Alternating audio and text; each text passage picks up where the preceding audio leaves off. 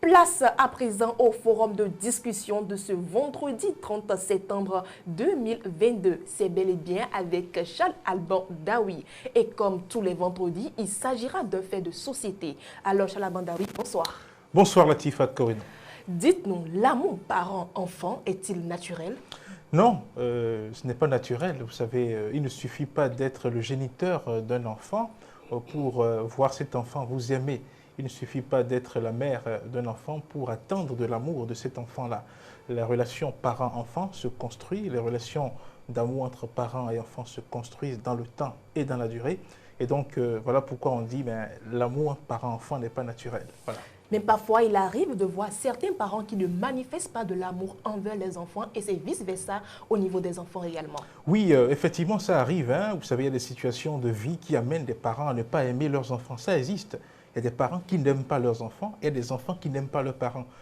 Quand on prend le cas, par exemple, d'enfants non désirés, il arrive que, voilà, dans un couple, un enfant vienne à un moment peut-être où l'homme ne veut plus d'enfants, ou la femme ne veut plus d'enfants. Ça peut développer un sentiment de non-affection envers cet enfant-là au niveau des deux parents. Ça peut arriver.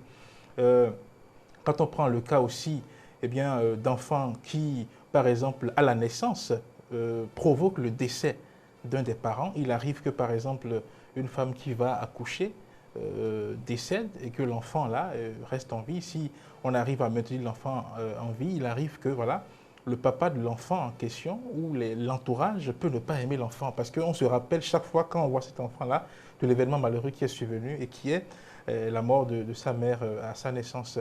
Il y a bien d'autres faits également qui justifient cela. Parfois un enfant dont la paternité a été refusée.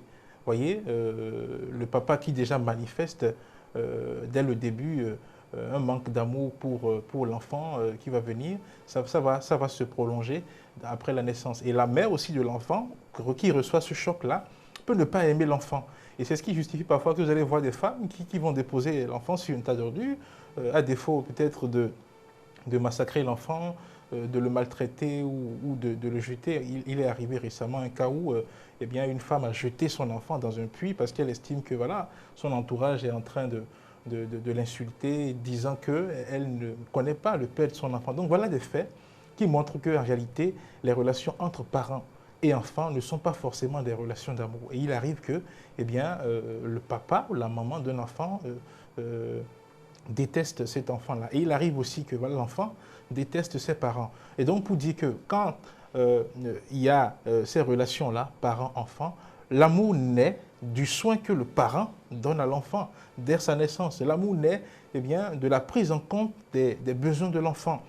Parce que quand il naît, tout petit là, il faut lui faire des soins jusqu'à ce qu'il grandisse. Quand il va commencer à grandir, il aura des besoins. Quand il a faim, qu'est-ce qu'il donne à manger, ainsi de suite.